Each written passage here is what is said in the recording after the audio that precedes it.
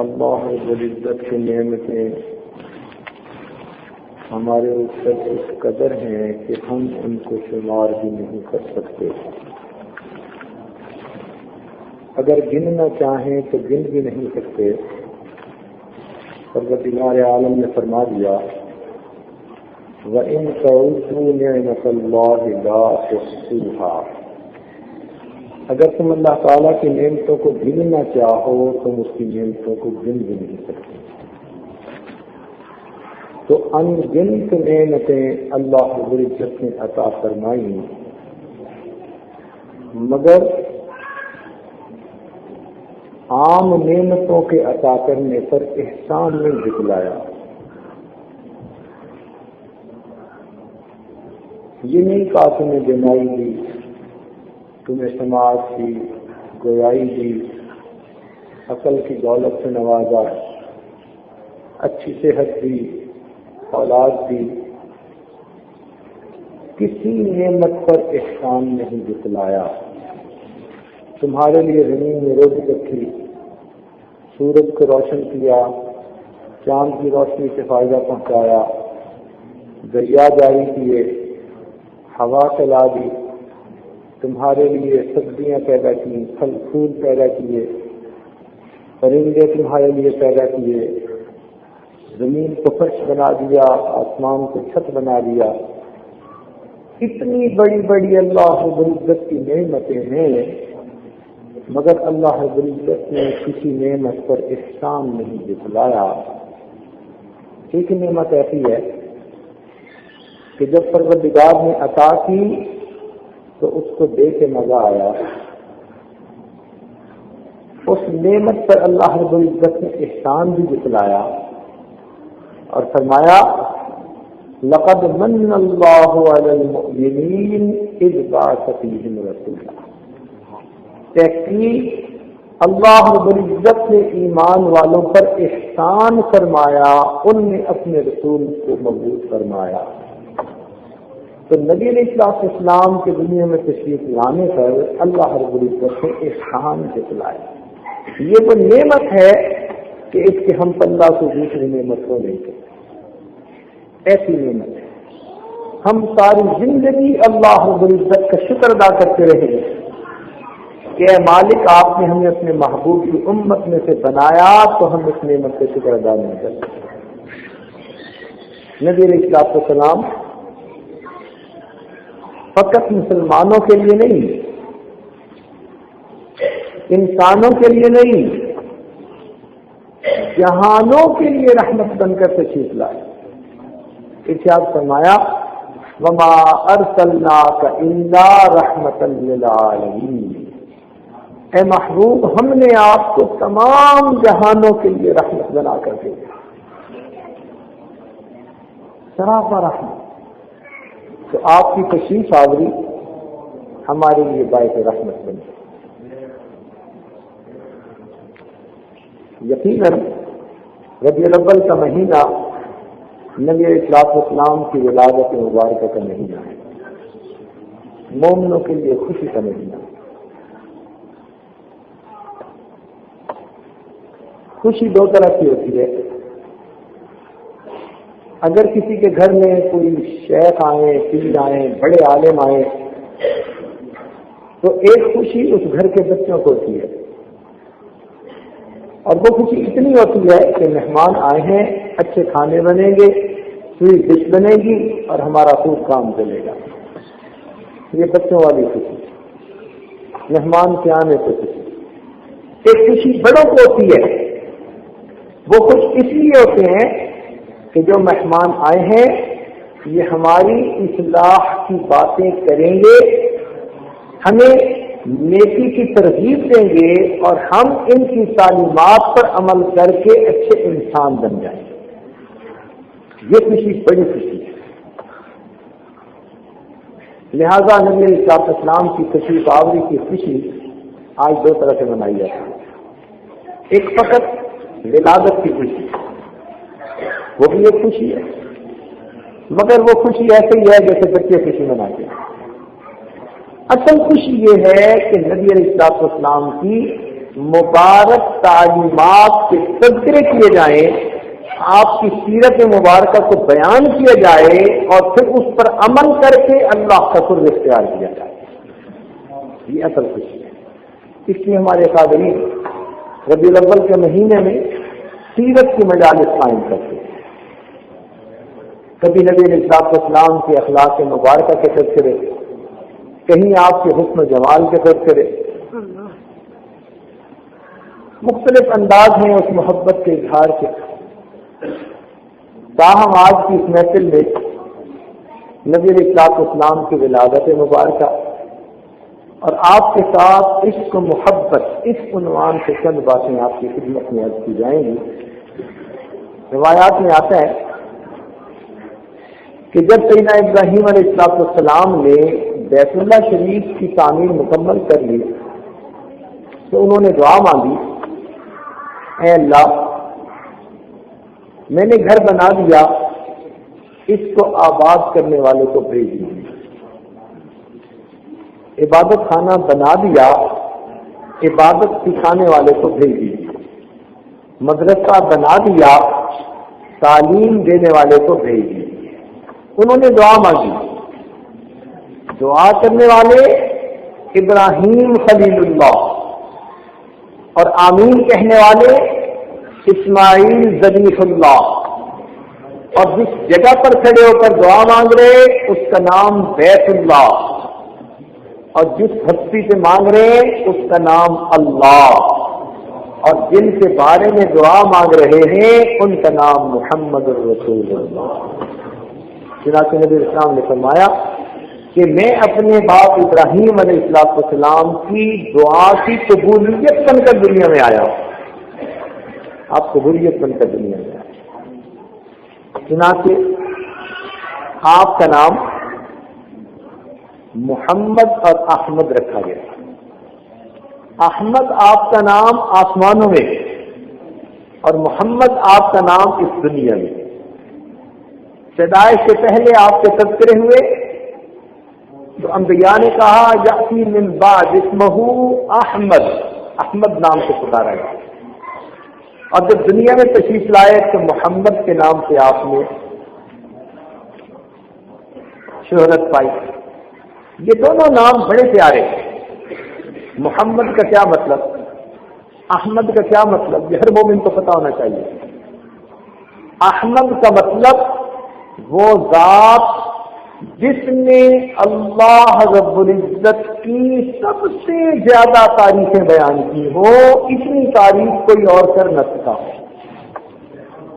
پوری کائنات میں سب سے زیادہ اللہ رب العزت کی تعریفیں کرنے والی ہستی وہ کون ہے؟ رسول اللہ صلی اللہ علیہ وسلم۔ جتنی آپ نے اللہ تعالیٰ کی تعریفیں کی اتنی تعریف کوئی اور نہیں ہے۔ اور محمد کا کیا مطلب کہ جتنی اس کائنات میں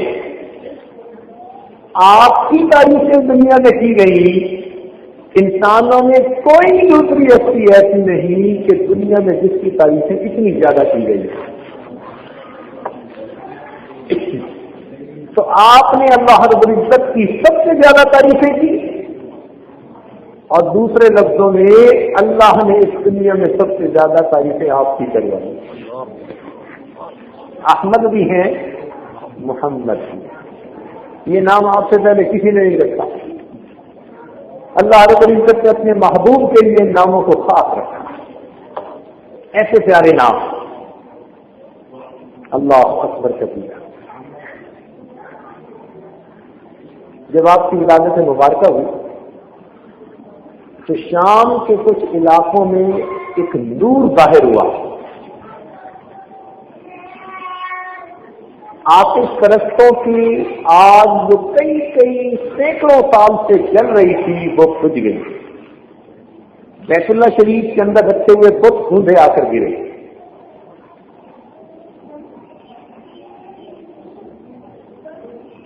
کسریٰ کے محل کے 14 کنگرے نیچے آ کر گر گئے۔ یہ نشانیاں کیا تھیں کہ جہاں تک شام میں وہ روشنی ظاہر ہوئی اللہ رب العزت کے محبوب نے اپنی نبوت سے پہلے والی زندگی میں اس جگہ تک تجارت کے لیے سفر کرنا تھا.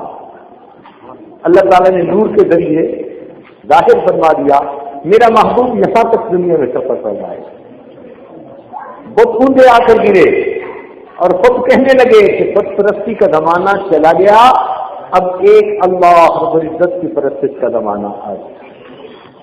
آگ جل گئی، بجھ گئی. 14 کنگرے گرے، اس لیے کہ پھر 14 تاج منتقل ہونے تھے اور ان کے بعد ہمیشہ کے لیے وہ سلطنت اسلام کے زیر سایہ آ جائے. بی بی آمنہ فرماتی ہیں کہ جب نبی علیہ السلام میرے وطن میں تھے، میں کبھی زمزم کا پانی بھرنے جاتی تو عجیب معاملہ ہوتا کہ پانی اپنی سطح کے بالکل قریب ہوتا، میں آسانی سے پانی بھر لیتی. جب واپس چلی آتی تو پانی کی سطح نیچے گر جاتی. تو مکہ مکرمہ کی عورتیں مجھے پکڑ کے کھڑا کرتی، کہتی آمنہ آپ یہی کھڑی رہو، جتنی دیر آپ کھڑی رہیں گی پانی اوپر رہے گا، ہمیں بھرنے میں آسانی ہوگی. کوئی نہیں جانتا تھا کہ یہ برکتیں کیا ہیں، مگر اللہ رب العزت کی طرف سے جو مہمان دنیا میں آنے والے تھے ان کی آمد سے پہلے ان کی برکتیں دنیا میں ظاہر ہونے لگی. جب آپ کی ولادت ہوئی تو مکہ مکرمہ کے دستور کے مطابق دیہات کی عورتیں آتی تھیں اور وہاں کے بچوں کو لے جاتی تھی، ان کی پرورش دیتی تھی اور پھر ان کو انعام دیا جاتا تھا. بنو سعد قبیلہ کی بہت ساری عورتیں چلی کہ ہم اپنے لیے مکہ مکرمہ سے بچے لے کے آئیں. چنانچہ ایک بیوی جس کا نام حلیمہ، بنو سعد قبیلہ سے تعلق رکھنے کی وجہ سے حلیمہ سعدیہ کہلاتی، وہ بھی اپنی سواری پہ سوار ہو کے چل پڑی. ان کی سواری کمزور تھی، گھر میں ذرا رزق کی تنگی تھی، چند بکریاں تھیں وہ بھی کمزور ہو چکی تھی، دودھ بھی پورا نہیں دیتی تھی. اور وہ اس امید سے نکل پڑی کہ مجھے کوئی بچہ اچھا مل جائے، اس کی تربیت کروں گی، پرورش کروں گی، پھر اس کے والد میرے لیے بہت سارا انعام دیں گے تو کچھ میری گزران میں آسانی ہو جائے. مگر راستے میں دوسری عورتوں کی سواریاں آگے نکل گئی، ان کی سواری پیچھے رہ گئی. اب بنا کیا کہ مکہ مکرمہ میں جو بڑے بڑے رؤسا عمرا کے بچے تھے وہ ان عورتوں نے گودوں میں اٹھا لی. جو عورت نبی علیہ السلام کو لینے کے لیے آتی تو وہ سنتی کہ آپ کو یتیم ہے، آپ کے والد دنیا سے پردہ فرما چکے، تو وہ سوچتی کہ اس بچے کو پالنے پر مجھے کچھ نہیں ملے گا، تو وہ ان کو چھوڑ کر کسی اور طرف چلی جائے. اب حلیمہ سعدیہ جب آئیں تو ان کے پاس نبی علیہ السلام کا چوائس تھا. ان کے دل میں خیال آیا وہ بچہ یتیم ہے، میں ذرا دیکھوں تو صحیح کہ اس کی صورت کیسی ہے. حدیث پاک میں آتا ہے جیسے ہی انہوں نے چادر اتاری، آپ لیٹے ہوئے سے اوپر چادر آئی، جیسے اس نے چادر ہٹائی تو نبی علیہ السلام نے اپنی مبارک آنکھیں کھولی اور ان کو دیکھ کر مسکرائے. حلیمہ سعدیہ فرماتی ہیں آپ کی مسکراہٹ نے میرے دل کو مو لیا. میں نے دل میں سوچا حلیمہ تجھے پیسے تو زیادہ نہیں ملیں گے لیکن اس بچے کی مسکراہٹیں تیری زندگی میں خوشیاں پیدا کر دیں گی. میں نے بے اختیار بچے کو اٹھایا اپنے سینے سے لگایا. میں نے اپنے خامن کو بتایا، اس نے بھی کہا بہت اچھا. چنانچہ ہم اس بچے کو لے کر واپس چلنے لگے. اب ہوا کیا کہ حلیمہ سعدیہ نے بچے کو گود میں لیا ہوا ہے تو ان کے میاں ان کو سواری پر بٹھاتے ہیں. جب وہ بیٹھ گئی تو وہ خود اس کے آگے بیٹھے تاکہ سواری کو لے کر چلے، لیکن جیسے ہی آگے بیٹھتے ہیں سواری چلنے سے انکار کر دیتے ہیں. رسی کھینچتے ہیں، مہار کھینچتے ہیں، اس کو مارتے بھی ہیں، اٹھنے کا نام نہیں لیتے. پریشانی میں نیچے اترے تو سواری اس سے چلنے کے لیے تیار، پھر بٹھایا خود اوپر بیٹھے اس سے سواری نہیں چلتی. جب 2-4 مرتبہ ایسا کیا تو بڑے پریشان ہوئے. دل میں خیال آیا کہنے لگے حلیمہ تو آگے بیٹھ، میں پیچھے بیٹھتا ہوں. جب حلیمہ سعدیہ کو آگے بٹھایا نبی علیہ السلام سب سے آگے آ گئے، حلیمہ سعدیہ آ گئی، پیچھے ان کے خامد بیٹھے تو سواری نے اسی وقت اٹھ کر بھاگنا شروع کر دیا۔ اللہ تعالیٰ نے دکھلا دیا یہ پوری کائنات کے صدر نشین ہے، تم ان کو اپنی پیٹھ کے بٹھا کر کے سفر کر سکتے ہیں۔ چنانچہ سواری بھاگ رہی ہے، اتنا تیز بھاگی کہ دوسری سواریوں سے آگے نکل گئی۔ اب وہ آپ سے پوچھنے لگی حلیمہ تو نے اپنی سواری بدل لی، تیری سواری تو بڑی کمزور سست رفتار تھی، اب تو تیز بھاگی جا رہی ہے، تو سواری بدل کے آئی؟ تو حلیمہ سعدیہ نے کہا میں سواری تو بدل کے نہیں آئی، سواری کے اوپر میں سوار بدل کے آئی۔ ان کی برکت۔ اچھا حلیمہ سعدیہ کا دل بوجھ گیا تھا، جان گیا تھا کہ یہ بچہ برکتوں والا ہے، ان کو قدم قدم سے برکتیں نظر آ رہی تھی۔ چنانچہ وہ جب اپنے گھر میں واپس آئیں کیا دیکھتی ہیں کہ ان کی مریم قسم کی جو بکریاں تھیں اس کے تھن بھی دودھ سے بھرے ہوئے، سب گھر والوں نے دودھ دیا۔ اب پورے گھر کے اندر ایک بہار آ گئی، روزانہ بکریوں کے تھن دودھ سے بھرے ہوئے، وہ خود بھی پیتے اوروں کو بھی پلاتے۔ ہمسائے کی عورتیں جب یہ تماشا دیکھی تو وہ آ کے پوچھی حلیمہ سعدیہ تم اپنی بکریوں کو کہاں چراتی ہو، ہمیں بھی وہ جگہ بتاؤ، ہم اسی چراگاہ میں بکریاں چرائیں گے۔ وہ اپنی بکریوں کو وہاں بھیجتے تو ان کی بکریوں کے تھنوں میں دودھ نہ ہوتا، اور حلیمہ سعدیہ کی بکریوں میں دودھ تھنوں سے بھرے ہوئے، تھن دودھ سے بھرے ہوئے، تو عجیب برکتیں ظاہر ہو رہی تھی اس گھر میں۔ حلیمہ سعدیہ کی ایک بیٹی تھی، ان کا نام تھا شیما۔ شیما یہ نبی علیہ السلام کی رضائی بہن بنتی، وہی نبی علیہ السلام کی خدمت کرتی تھی، اٹھا کے آپ کو کھلاتی تھی جیسے بڑی بہنیں چھوٹے بھائیوں کو اٹھایا کرتی ہیں۔ ایک دن حلیمہ نے اپنی بیٹی سے کہا شیما دیر ہو گئی، اپنی بکریوں کو لے کے چلو۔ شیما کہنے لگی امی میں اکیلی ہوں، بکریاں زیادہ ہیں، میں سارا دن ان کے پیچھے بھاگ بھاگ کے تھک جاتی ہوں، مجھے اکیلی سے نہیں جایا جاتا، کسی کو میرے ساتھ بھیجے۔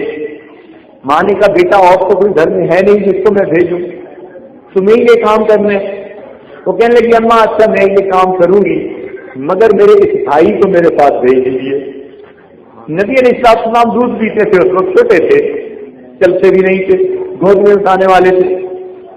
ماں حیران ہوئی، کہنے لگی شیما کیا کہہ رہی ہو، بچے کو سنبھالو گی یا بکریوں کو سنبھالو گی؟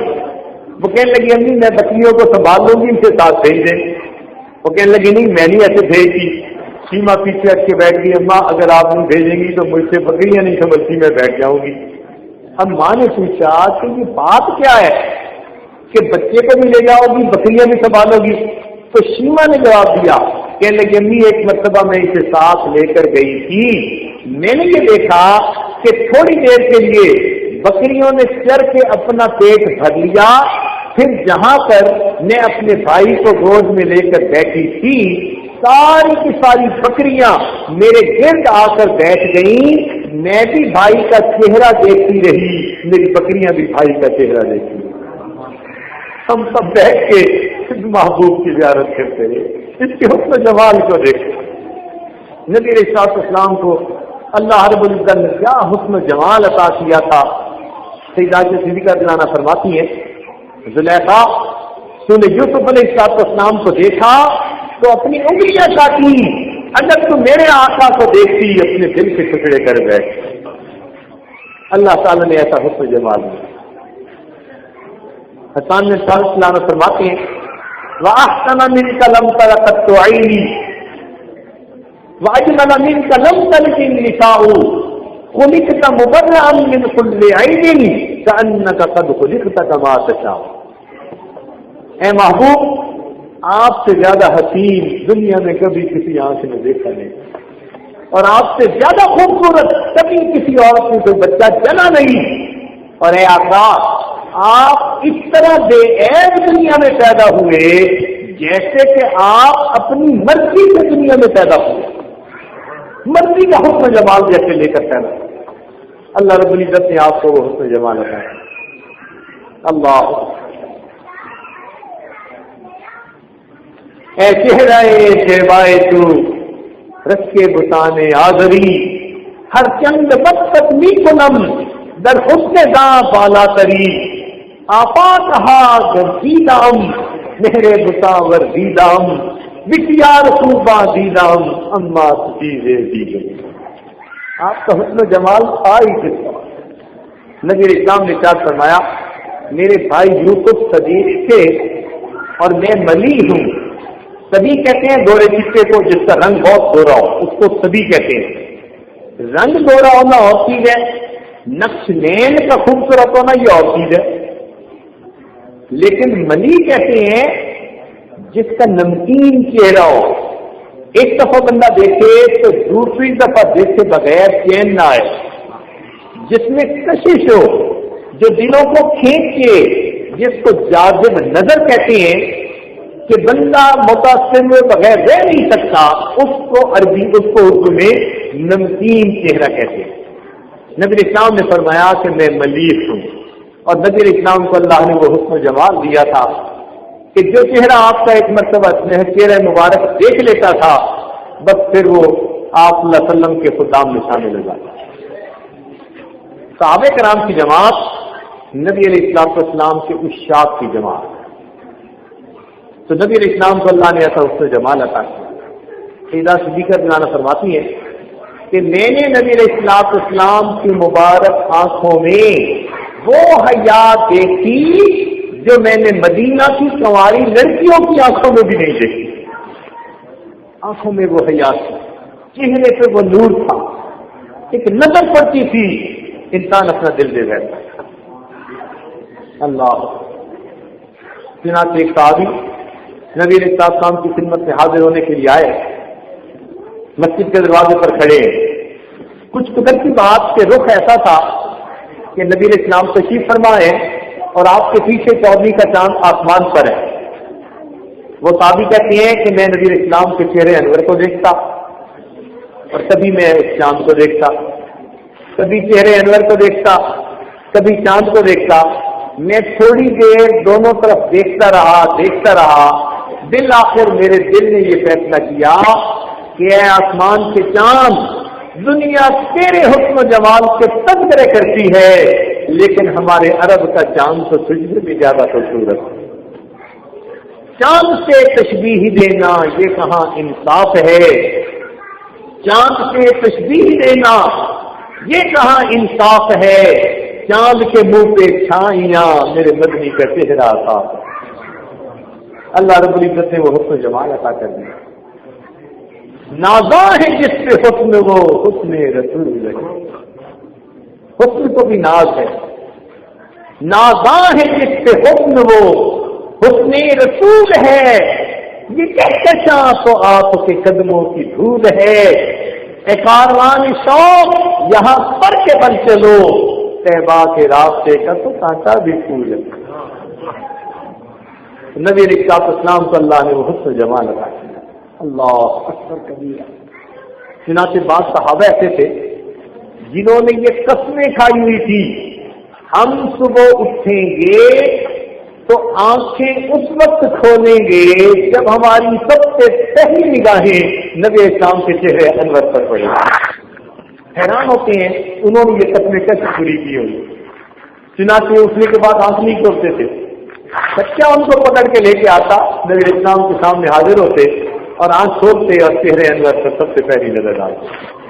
کتابوں میں لکھا ہے بعض صحابہ رات کو گھروں میں ہوتے تو نبی اسلام کے لیے اداس ہو جاتے، اپنے گھروں سے آتے اور نبی علیہ السلام کے حجرہ مبارک کے باہر کھڑے ہوتے اور گھنٹوں کو دیکھتے رہتے. یہ وہ جگہ ہے جہاں میرے محبوب آرام فرما رہے ہیں. نبی اسلام کے ساتھ ہم کو اتنا ہے اور محبوب کے جسم اطہر سے خوشبو آتی. چنانچہ انس رضی اللہ عنہ اس بات کے راوی ہیں. وہ فرماتے ہیں ما شممت مسکم ولا عنبر تھا. اللہ کی قسم میں نے کبھی مشک اور عنبر کو نہیں چھوگا مگر نبی علیہ السلام کے جسم مبارک کی خوشبو اس سے بھی زیادہ ہوا کرتی. ان میں سلیم اللہ میں ایک صحابی ہے، وہ چھوٹے بچوں کو بھیجتی تھی اور نبی علیہ السلام کے جسم مبارک سے جو پسینہ نکلتا تھا اس کو شیشی میں جمع کرواتی تھی، ان قطروں کو. ایک مرتبہ نبی اسلام خیلولہ کرتے ہوئے اٹھے تو آپ نے چھوٹے چھوٹے بچوں کو دیکھا کہ وہ پسینہ جمع کر رہے ہیں. پوچھا کیا کر رہے ہو؟ امی نے کہا ہے کچھ کو آیا جی آپ ایسا کیوں کر رہی ہیں؟ اے اللہ کے نبی ہم آپ کے اس مبارک پسینے کو جب خوشبو میں ڈالتے ہیں اس خوشبو کی خوشبو میں اضافہ ہو جایا کرتا ہے. ایک صحابی آگے ہوئے اے اللہ کے نبی میں بیٹی کی شادی کرنا چاہتا ہوں, مجھے اسلام نے اور چیزوں کا انتظام تو فرما دیا اور فرمایا کہ خوشبو کے لیے یہ پسینے کے قطرے لے جاؤ.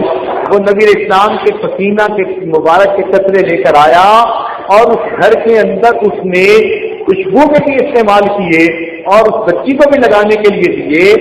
اس گھر میں سے ہمیشہ خوشبو آتی تھی, حتیٰ کہ لوگوں نے خوشبو والوں کا گھر اس کا نام پڑ گیا, خوشبو والوں کا گھر. نبی اسلام سنا سے جس طرف سے نکلتے تھے وہ فضا مؤثر ہو جاتی تھی. صحابہ کرام کہتے ہیں کہ کئی مرتبہ ہم نے نبی اسلام کو ڈھونڈنا ہوتا, ہم راستے کی خوشبو سے نبی اسلام کے جانے کا اندازہ لگا لیا تھا. ایسا ہے جس میں اچھا اس میں خوشبو تھی, اس میں جمال ایسا تھا. اللہ اکبر کبیرہ. تو اللہ رب العزت نے آپ صلی اللہ علیہ وسلم کو حسن جمال کو عطا کیا کہ ایسا حسن جمال دنیا میں کسی کو ملا نہیں. اس لیے تفریدہ شریف کے نانا فرماتی ہے لنا شمسم وللآفاق شمس. کیا کہا؟ اے آسمان ایک تیرا بھی چاند ہے اور ایک میرا بھی چاند ہے. آسمان تیرا چاند تو صبح کو طلوع ہوتا ہے اور میرا چاند عشاء کے بعد طلوع ہوتا ہے. اور اے آسمان کہ چاند تو فقط دنیا کو اپنی روشنی سے منور کرتا ہے اور میرے چاند کی روشنی تمام کائنات کے عالم کو اپنے نور سے منور کرتی ہے. اللہ اللہ رب العزت سے یوں مہربانی آگے بڑھیے. تو اللہ رب العزت نے نبی علیہ السلام کو جو حسن جمال عطا فرمایا, یہ اللہ رب العزت نے اپنے محبوب کو جمال عطا کیا. اس چہرے انور کا کیا کہنا کہ جس کو اللہ رب العزت محبت کی نظر سے دیکھتے. قرآن مجید نے فرمایا قد نرا تقلب وجهك في السماء. اے محبوب جب آپ آسمان کی طرف دیکھتے تھے تو اس وقت ہم محبت کے ساتھ آپ کے چہرے کو دیکھتے تھے. اللہ آپ کے جسم مبارک کے مختلف اعضاء کے تذکرے قرآن مجید کے. تو حسن و جمال کی بات ہو رہی تھی. نبی علیہ السلام کو اللہ رب العزت نے ایسا جمال عطا کیا کہ اس جمال کے تذکرے آج کتابوں میں پڑھ کر انسان حیران ہو جاتا ہے. اس لیے صحابہ کرام آپ صلی اللہ علیہ وسلم کے عشاق تھے. اچھا یہ عجیب بات ہے, یہ باتیں میں رکھیں کہ نبی علیہ السلام محبوب کل جہاں ہے, انسانوں کے ہی محبوب نہیں. نبی علیہ السلام محبوب کل جہاں ہے. یہ نقطہ یاد رکھیں, نبی علیہ السلام محبوب کل جہاں ہے. کائنات کی ہر چیز کو نبی علیہ السلام سے محبت, ہر چیز. جمادات کو محبت تھی نبی علیہ السلام کو. چنانچہ جی کے پاس میں آتا ہے سیدنا صدیق اکبر کے گھر 2 پتھر تھے. نبی اسلام جب کبھی تشریف لاتے تو ان میں سے ایک پتھر نبی اسلام کو سلام کیا کرتا تھا. جب نبی اسلام تشریف لاتے وہ پتھر سلام کرتا تھا اور دوسرا پتھر اس پر نبی اسلام تکیہ لگا کر بیٹھتے تھے. اس کا نام متقا تھا, ایک کا نام متکلم تھا. اب دیکھیے کہ پتھر بھی اللہ کے محبوب کو سلام کرتے ہیں. نباتات جمادات کو نبی علیہ السلام سے محبت ہے, نباتات کو محبت ہے. ناچری سے پاس میں آتا ہے کہ نبی اسلام جب کبھی ویرانے کی طرف تشریف لے جاتے تو راستے کے درخت نبی علیہ السلام کو سلام کیا کرتے تھے. نباتات کو محبت. اور یہ واقعہ تو آپ نے سن لیا ہوگا کہ نبی علیہ السلام جمعے کا خطبہ دیتے تھے اور ایک کھجور کا تنا تھا, کبھی کبھی اس کا سہارا لے لیا کرتے تھے. تمیمداری نامے جب اسلام قبول کر کے آئے تو انہوں نے مسجد نبی میں منبر بنوا دیا. نبی اسلام اگلی مرتبہ منبر پر کھڑے ہو کر خطبہ دینے لگے. صحابہ کرام کہتے ہیں ہم نے رونے کی آواز سنی جیسے کوئی بچہ رو رہا ہوتا ہے. ذرا توجہ کی تو محسوس ہوا کہ وہ کھجور کا تنا رو رہا تھا جس کے ساتھ نبی اسلام پیک لگا کر خطبہ دیا کرتے تھے. جب نبی اسلام نے محسوس فرمایا آپ نیچے اترے, اس کے پاس آئے, آپ نے اس پر ہاتھ رکھا. جس طرح چھوٹے بچے کو ماں تسلی دے وہ سسکیاں لے لے کے چپ ہو جاتا ہے, اس طرح وہ کھجور کا تنا سسکیاں لے لے کر چپ ہو گیا. تو نبی علیہ السلام کے ساتھ جمادات کو بھی محبت, نباتات کو بھی محبت, نبی علیہ السلام کے ساتھ حیوانات کو بھی محبت, حیوانات کو بھی محبت. چنانچہ کئی مطلب ایسا ہوا کہ اونٹوں نے نبی علیہ السلام کو سلام کیا. ایسا بھی ہوا کہ جب نبی علیہ السلام نے حجۃ الوداع کے موقع پر جانوروں کو قربان کرنا تھا تو آپ نے 70 اونٹ قربان کرنے تھے. جب وہ اونٹ لائے گئے, حدیث پاک میں آتا ہے ان اونٹوں نے جب نبی علیہ السلام کے چہرے انور کو دیکھا تو وہ اونٹ ایک دوسرے سے آگے بڑھنے میں کوشش کرنے لگے اور اپنی گردنیں پیش کرنے لگے. اللہ کے محبوب پہلے میری گردن کو قبول فرما دی. حیوانات کو محبت ہے, نباتات کو محبت ہے, جمادات کو محبت ہے, اور انسان کو بالآخر انسان, اور انسانوں میں بھی جوانوں کو محبت, بچوں کو محبت, بوڑھوں کو محبت, مردوں کو محبت, عورتوں کو محبت. تو نبی علیہ السلام کے ساتھ سب کو محبت. اس لیے نبی علیہ السلام محبوب کل جہاں ہے, محبوب کل جہاں. صحابہ کو کیسی محبت تھی, سبحان اللہ. حدیث پاک میں آتا ہے کہ بچوں کو محبت تھی, نبی علیہ السلام کے ساتھ بچوں کو محبت تھی. ایک مرتبہ نبی صاحب عید کی نماز کے لیے تیزی سے جانے لگے, دیکھا کہ راستے میں کچھ بچے کھیل رہے. بچوں نے جب دیکھا تو انہوں نے سلام عرض کیا. نبی علیہ السلام نے جواب دیا, آگے چل پڑے. جب تھوڑا آگے بڑھے تو دیکھا کہ ایک بچہ اداس پریشان بیٹھا ہوا سوچ میں گم ہے. تو نبی اسلام کھڑے ہو گئے. آپ نے پوچھا کہ بچے تم اتنا پریشان کیوں؟ وقت کرنے لگا اللہ کے نبی میں یتیم مدینہ ہوں, میرے والد نہیں تو میرے لیے کپڑے لاتے یا میرے لیے آج کچھ انتظام ہوتا پیسوں کا, میں دوسروں کے ساتھ کھیلتا, میں اداس بیٹھا ہوں. نبی اسلام فرمان لگے اچھا اگر تمہارے اداس نہیں تو آؤ تمہیں میں اپنے گھر میں چلتا ہوں, تیار کرتا ہوں, اس لیے کہ میں تمہارے باپ کی مانے لوں. وہ بچہ بڑا خوش ہو کے کھڑا ہو گیا. نبی اسلام سے لے کے اپنے گھر تشریف لائے. جب گھر آئے تو آپ نے سیدہ تشریف لانا کو آواز دی. فرمایا حمیرہ عرض کیا لبیک یا رسول اللہ, اے اللہ کے رسول میں حاضر ہوں. فرمایا کہ یہ چھوٹا بچہ ہے, تم اس کو نہلاؤ اور اس کو جو عید کے لیے تیار کر دو. چنانچہ اس چھوٹے بچے کو نہلا دیا گیا.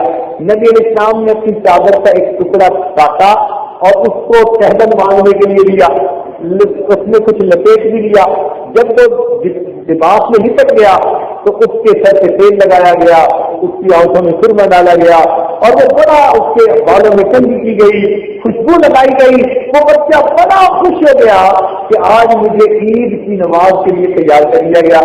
اب وہ بچہ آپ کے ساتھ چلنا چاہتا تھا. حدیث پاک میں آتا ہے اللہ کے محبوب نیچے بیٹھ گئے. آپ نے فرمایا کہ تو یتیم ہے تو تو آج پیدل چل کے نہیں, آج میرے کندھوں کے اوپر سوار ہو کر جائے. چنانچہ وہ بچہ نبی اسلام کے مبارک کندھوں کے اوپر سوار ہو گیا اور آپ اس کو لے کر اسی حالت میں واحد تشریف لائے. اب جب وہاں سے گزرے جہاں وہ بچے کھیل رہے تھے تو بچوں نے دیکھا تھوڑی دیر پہلے یہ مغموم تھا ایک طرف بیٹھا ہوا تھا, ابھی نبی اسلام کے مبارک کندھوں پر سوار ہو کے نہا کے آ رہا ہے. تو وہ بڑے حیران ہوئے. اتنے میں اس بچے نے کہا کہ دیکھو مجھے نبی اسلام کے گھر میں نہلایا گیا, تیار کیا گیا اور مجھے اچھے کپڑے پہنائے گئے. اللہ کے نبی مجھے عید کی نماز کے لیے لے کے جا رہے ہیں. جب اس بچے نے یہ کہا تو یہ جو کھیلنے والے بچے تھے ان بچے ایک بچے نے ٹھنڈی سانس لی اور کہنے لگا کاش میں یتیم ہوتا اور اللہ کے نبی آج مجھے بھی اپنے کندھوں پر سوار فرما لیتے. سبحان اللہ. کاش میں یتیم ہوتا اور اللہ کے محبوب مجھے اپنے کندھوں پہ سوار کرنا. نبی اسلام اس بچے کو لے کر مسجد نبی میں تشریف لائے. جب آپ ممبر کے اوپر چڑھے تو وہ بچہ نیچے بیٹھنے لگا.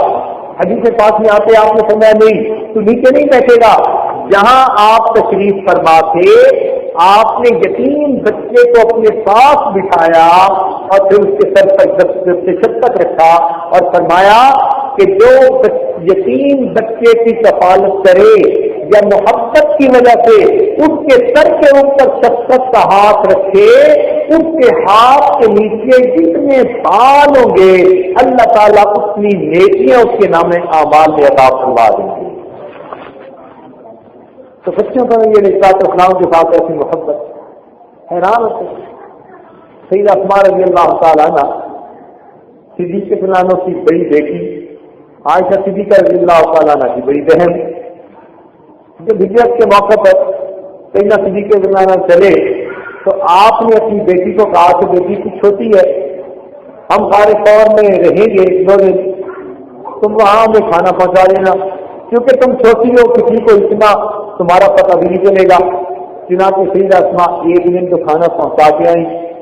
جب دوسرے دن گئی تو نبی علیہ السلام نے دیکھا کہ چہرہ مغموم ہے ماتھے کے اوپر چوٹی لگی ہوئی ہے. تو نبی علیہ السلام نے فرمایا اسماء تجھے کیا ہوا تو آج بڑی غمزدہ معلوم ہوتی ہے. تو پہلے تو شکر رہی پھر رد کرنے لگی ہے اللہ کے نبی کل جب میں آپ کو کھانا دے کر واپس جا رہی تھی راستے میں مجھے ابو جہل مل گیا. ابو جہل نے مجھے پکڑ لیا کہنے لگا ابو بکر کی بیٹی تجھے پتا ہوگا کہ تمہارے پیغمبر اسلام کہاں ہیں بتاؤ تمہیں پتا ہے. اللہ کے نبی میرے سچ بتا دیا کہ ہاں مجھے پتا ہے اللہ کے محبوب کہاں ہے. اس نے کہا کہ مجھے بتا کے وہ کہاں ہے. میں نے کہا تمہیں میں ہرگز نہیں بتاؤں گی. اللہ کے نبی اس نے مجھے دھمکایا اس نے مجھے ڈانٹا اس نے کہا میں سخت تکلیف دوں گا سزا دوں گا تمہیں پٹائی کروں گا. میں نے کہا جو مرضی کرنا ہے کر لے میں نبی اسلام کے بارے میں نہیں بتاؤں گی. چنانچہ اس نے اچانک ایک زوردار تھپڑ میرے چہرے پہ لگایا. اللہ کے نبی میں نیچے جا کر گری میرا ماتھا چٹان میں لگا اون آ گیا. میں اٹھ کر کھڑی ہوئی اس نے مجھے بالوں سے مضبوطی سے پکڑ لیا کہنے لگا اسماء تجھے جان سے مار دوں گا بتا تمہارے پیغمبر کہاں ہے. اللہ کے نبی میں نے اسے کہا کہ ابو جہل میری جان تو تیرے حوالے مگر میں محمد عربی کو تیرے حوالے نہیں کروں. کیونکہ بچوں کو اتنی محبت میری جان تو تیرے حوالے میں محمد عربی کو تیرے حوالے. بچوں کو اتنا پیار تھا نبی علیہ السلام جوانوں کو اتنی محبت. چنانچہ ایک صحابی احد کے میدان میں زخمی ہو گئے. ان کے قدم ان کو ملے انہوں نے پوچھا بھائی تیری زندگی کی کوئی خواہش ہو تو بتا دے. انہوں نے کہا بھی ایک ہی تمنا ہے کہ نبی علیہ السلام کے قدموں میں ایک مرتبہ حاضری نصیب ہو جائے. چنانچہ ایک صحابی نے زخمی حالت میں ان کو اپنے کندھے پہ اٹھایا اور لے کر چل پڑے. ایک جگہ نبی علیہ السلام چٹان کے اوپر تشریف فرما کے اور آپ نے اپنے دونوں ٹانگیں مبارک نیچے لٹکائی ہوئی تھی وہ صحابی کو لے کر پہنچے اور انہوں نے جا کر اس کو زمین پر قدم ٹھکائے اور کہا کہ دیکھو اللہ کے نبی تمہارے سامنے ہے. جیسے انہوں نے کہا اس زخمی صحابی جو بے ہوشی کے قریب تھے ان کے جسم میں پتہ نہیں کہاں پہ طاقت آ گئی. آنکھوں میں نبی اسلام کے چہرے انور کو دیکھا اور آپ کے قدموں میں گر کر انہوں نے جان دے دی. کسی نے اس کو یوں کہا نکل جائے دم تیرے قدموں کے نیچے یہی ہے تمنا یہی آرزو ہے. اور کسی اور شاعر نے اس کو ایک اور انداز سے کہا. اس نے کہا کہ وہ زبان حال سے یوں کہہ رہے تھے آقا تیری معراج سے تو لوح قلم تک پہنچا. آقا تیری معراج کہ تو لوح قلم تک پہنچا اور میری معراج کہ میں تیرے قدم تک پہنچا. تیری معراج کہ تو لوح قلم تک پہنچا میری معراج میں تیرے قدم تک پہنچا. نوجوانوں کو ایسی محبت اللہ. چنانچہ نوجوان صاحب اپنے گھر سے آتے ہیں بڑے مغموم ہیں. اللہ کے نبی یہاں تو جب بھی دل اداس ہوتا ہے آپ کی خدمت میں حاضر ہوتے ہیں، آپ کے دیدار سے آنکھیں ٹھنڈی کر لیتے ہیں۔ اللہ کے نبی جنت میں آپ تو اونچے درجوں میں ہوں گے اور ہم گئے بھی تو نیچے درجے میں ہوں گے۔ اللہ کے نبی اگر جنت میں آپ کا دیدار نہ ہوا تو پھر بتائیے کہ جنت میں کیا مزہ آئے گا؟ اب ذرا سوچنے کی بات ہے کہ صحابہ یہ بات پوچھنے کے لیے آئے کہ اگر وہاں آپ کا دیدار نہ کر سکے تو پھر ہمیں جنت میں کیا مزہ آئے گا؟ نبی علیہ السلام تو دھن کر خاموش ہو گئے۔ اس کے لیے جن کا اسلام پیغام لے کر آئے کہ اللہ رب العزت کی طرف سے یہ فرمان ہے المرء مع من احب۔ نبی علیہ السلام نے یہ فرمان صحابہ کو سنا دیا کہ جنت میں بندہ اسی کے ساتھ ہوگا جس کے ساتھ اس کو محبت ہوگی۔ صحابہ کرام کہتے ہیں نبی علیہ السلام کی اس حدیث کو سن کر جتنی خوشی ہمیں ہوئی کسی دوسری حدیث کو سننے سے ہمیں اتنی خوشی حاصل نہیں ہوئی۔ یہ انڈورسمنٹ تھی کہ اس محبت کی وجہ سے ہمیں نبی اسلام کے قدموں میں قیامت کے دن جگہ مل جائے۔ تو صحابہ کے نزدیک سب سے بڑی نعمت یہ تھی کہ قیامت میں نبی اسلام کا ساتھ نصیب ہو جائے، آپ کے قدموں میں جگہ مل جائے۔ تو جوانوں کا یہ حال اللہ ایک تابعی ہے تشریف فرمائے، نبی علیہ السلام نے فرمایا کہ بھائی جس نے جس سے کوئی زیادتی کی ہو وہ دنیا میں اس کو بدلہ دے دے، اپنا حساب سمیٹ لے۔ اور پھر فرمایا اگر مجھ سے کسی کو کوئی تکلیف پہنچی ہو تو وہ مجھ سے بھی بدلہ لے لے۔ اب آقا نے یہ فرمایا اور غلام سامنے ہے تو کون جرأت کرتا؟ ایک صحابی کھڑے ہو گئے، اللہ کے نبی مجھے ایک مرتبہ تکلیف پہنچی تھی اور میں بدلہ لینا چاہتا ہوں۔ نبی اسلام نے فرمایا تو وہ کیسے؟ اللہ کے نبی جہاد کی صفوں میں کھڑے تھے، آپ سب سیدھی کروا رہے تھے اور آپ کے ہاتھ میں ایک لاٹھی تھی، تو وہ لاٹھی آپ نے میری پشت پر لگائی کہ آگے ہو جاؤ، تو وہ لاٹھی مجھے چبھی تھی اور مجھے تکلیف ہوئی تھی، تو یہ بدلہ مجھے آپ سے لینا ہے۔ نبی اسلام فرمانے لگے بہت اچھا، میں اس کے لیے تیار ہوں۔ نبی اسلام نے اپنی لاٹھی اس کے ہاتھ میں دے دی اور خود تیار ہو گئے۔ اب ابو بکر عمر حیران ہے، یہ عاشق صادق، یہ غلام، یہ اپنی جان فدا کرنے والا، یہ نبی اسلام سے بدلہ چاہتا ہے اور وہ بدلہ لینے کے لیے تیار اور نبی اسلام بدلہ دینے کے لیے تیار۔ ابو بکر عمر کا بد چلتا تو وہ کہتے کہ نبی علیہ السلام کی بدلہ نہ لو، ابو بکر کی جان حاضر ہے، عمر کی جان حاضر ہے۔ مگر کیا کرتے کہ نبی علیہ السلام فرمان لگے کہ نہیں، مجھ سے تکلیف پہنچی تو بدلہ بھی مجھے سے لے لیں۔ وہ صحابی یہ سن کر کہنے لگے اللہ کے نبی جب آپ نے وہ لکڑی میرے جسم پر لگائی تھی تو میری صحت تو تھی، میرے اوپر کپڑا کوئی نہیں تھا، کرتا نہیں تھا، اور آپ نے تو کرتا بھی پہنا ہوا ہے۔ نبی علیہ السلام فرمانے لگے اچھا میں اپنا کرتا ہٹا دیتا ہوں۔ چنانچہ نبی علیہ السلام نے اپنی پشت مبارک سے کرتا ہٹایا اور فرمایا کہ تم اپنا بدلہ لے لو۔ جب کرتا مبارک ہٹا تو صحابی نے اس چھڑی کو تو ایک طرف رکھ دیا، آگے بڑھ کر نبی علیہ السلام کی مہر مبارک کو غصہ دے کر آپ صلی اللہ علیہ وسلم کو اپنے سینے سے لگا دیا۔ اللہ کے نبی مدتوں سے تمنا کی کبھی آپ کی مہر نبوت کو غصہ دینے کی طاقت نصیب ہو، کوئی موقع نہیں ملتا تھا۔ آج جب آپ نے فرمایا مجھ سے بدلہ لے لو، میں نے دل کو سوچا تیرے وقت جاگ اٹھے، تجھے اللہ نے موقع دیا۔ اے اللہ کے نبی بہانا تھا آپ کی مہر نبوت کو غصہ دینے کا، ورنہ غلام کو کہاں ضرورت ہے آپ کو یہ اپنے بدلے کا دعوت۔ صحابہ بہانے سنتے، ایسی محبت تھی ان کو نبی علیہ السلام، تو یہ سب اشاق کا ٹولہ تھا، اشاق کی ایک جماعت تھی، چھوٹے بڑے سب کے سب نبی علیہ السلام کے ساتھ سچی محبت رکھنے والے۔ ایسی محبت تھی کہ جب نبی علیہ السلام کی دنیا سے جو وفات پانے کی خبر تھی تو ایک صحابی جو کام کر رہے تھے کھیتوں میں ان کو پہنچی تو وہ کھیت میں دعا مانگنے لگے، اے اللہ یہ آنکھیں تو اس لیے تھی کہ آپ کے محبوب کو دیدار کیا جاتا، اب آج وہ پردہ فرما چکے، اللہ مجھے اس بینائی کی کیا ضرورت ہے، اس کو واپس لے لیجیے۔ دعا قبول ہوئی، اللہ نے ان کی بینائی واپس ہوئی۔ اللہ ایسی محبت کی صحابہ، حیران ہوتے ہیں، جان فدا کرنے والے مردوں کو بھی تھی، عورتوں کو بھی تھی۔ جناب کے حدیث پاک میں آتا ہے کہ جب احد کے میدان میں یہ آواز لگ گئی کہ نبی اسلام شہید ہو گئے، تو مدینہ کی ایک عورت تھی انصاریہ، ام عمارہ لکھا ہے بعض صاحب بعض روات میں، وہ فرماتے ہیں کہ انہوں نے کہا کہ نہیں، جب تک میں خود تصدیق نہیں کر لوں گی میں اس بات کو نہیں تسلیم کروں گی۔ چنانچہ وہ اپنے گھر سے نکلی، میدان احد میں گئی، ایک صحابی ملے، ان سے پوچھتی ہیں ماں بال محمد صلی اللہ علیہ وسلم کے بارے میں کچھ بتا دیجیے، کیا حال ہے آپ کا؟ انہوں نے فرمایا مجھے تو پتہ نہیں، البتہ میں نے تیرے بیٹے کو فلاں جگہ شہید ہوتے ہوئے دیکھا۔ اب جس عورت کو بیٹے جوان بیٹے کی شہادت کی خبر ملے تو اس کے جسم میں بجلی کی لہر دوڑ جاتی ہے، مگر یہ عورت سب سے مت نہیں ہوتی اور آگے بڑھتی ہے۔ دوسرے صحابی سے پوچھا ماں بال محمد صلی اللہ علیہ وسلم کا کیا حال ہے؟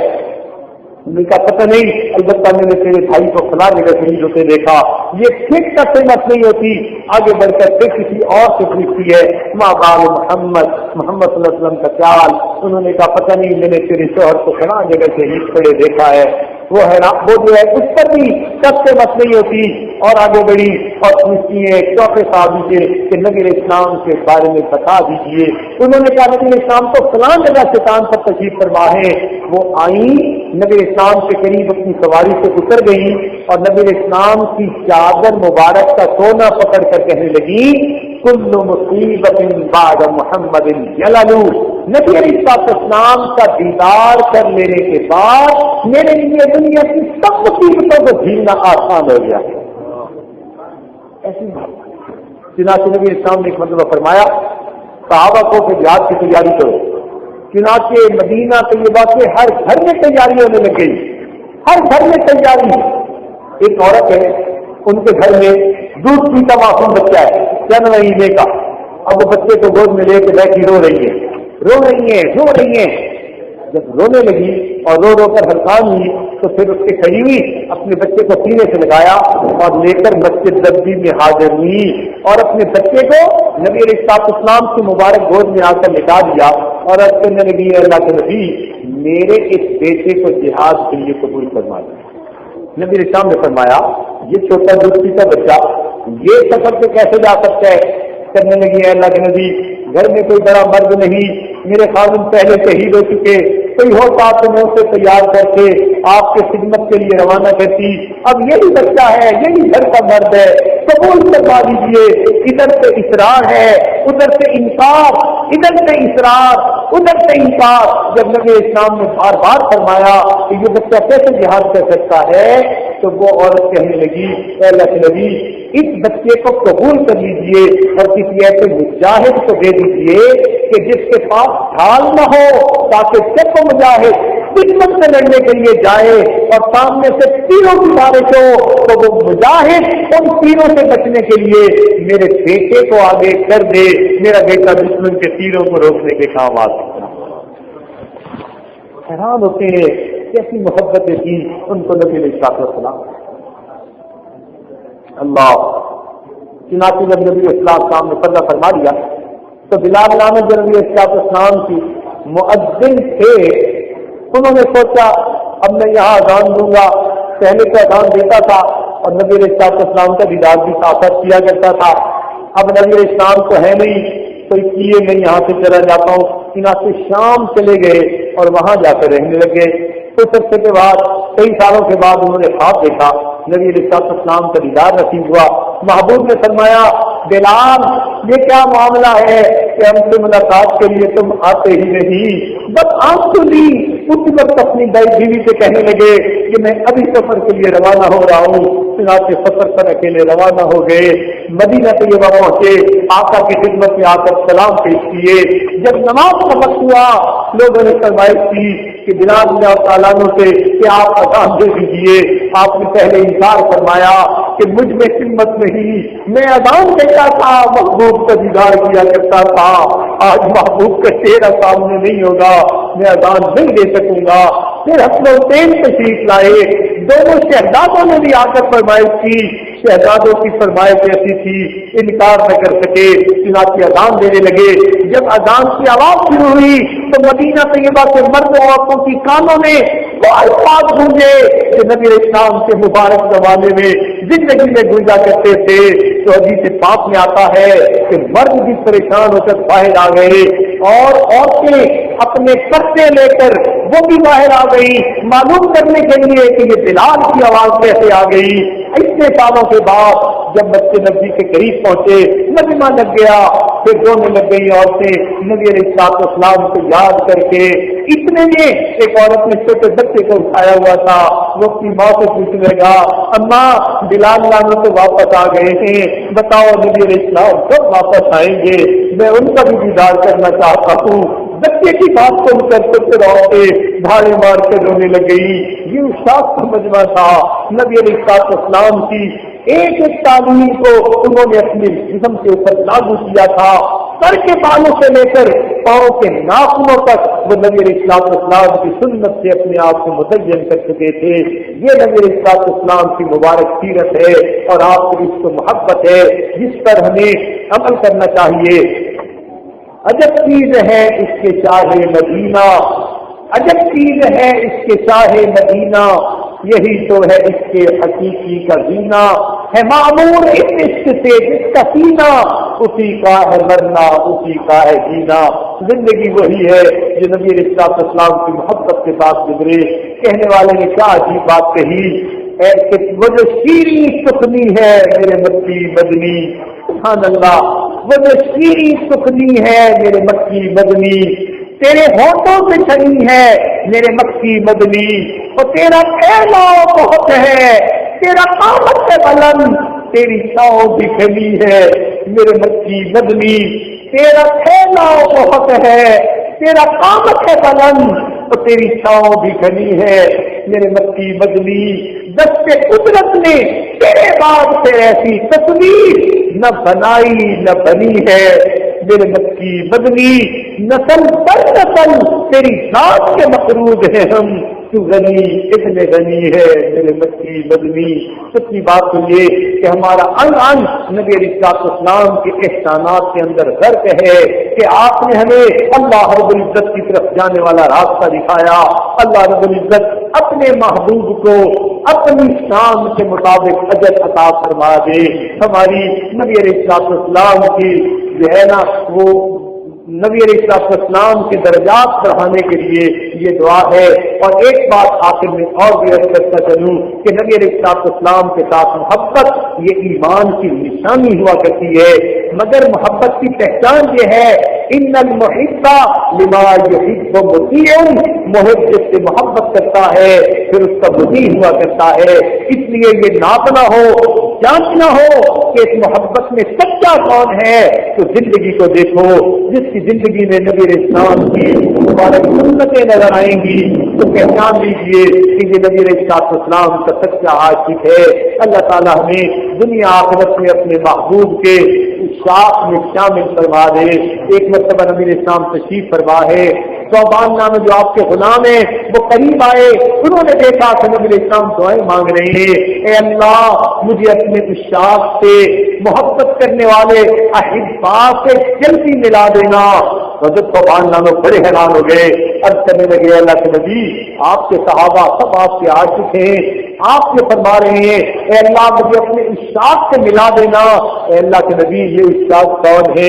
نبی علیہ السلام نے فرمایا صوبان تمہارے دلوں میں بھی میری محبت ہے، لیکن تم نے تو وہی تو اترتے ہوئے دیکھا، تم نے جبرائیل علیہ السلام کو آتے دیکھا، تم نے میرا دیدار کیا، تمہارے دلوں میں محبت تو ہونا ایک فطری سی بات ہے، مگر صوبان میرے بعد میری امت کے کچھ ایسے لوگ آئیں گے کہ جنہوں نے دور کا زمانہ پایا ہوگا، انہوں نے میرا دیدار نہیں کیا ہوگا، فقط کتابوں میں میرے تذکرے پڑھے ہوں گے یا اپنے علماء سے میرے بارے میں تذکرے سنیں گے۔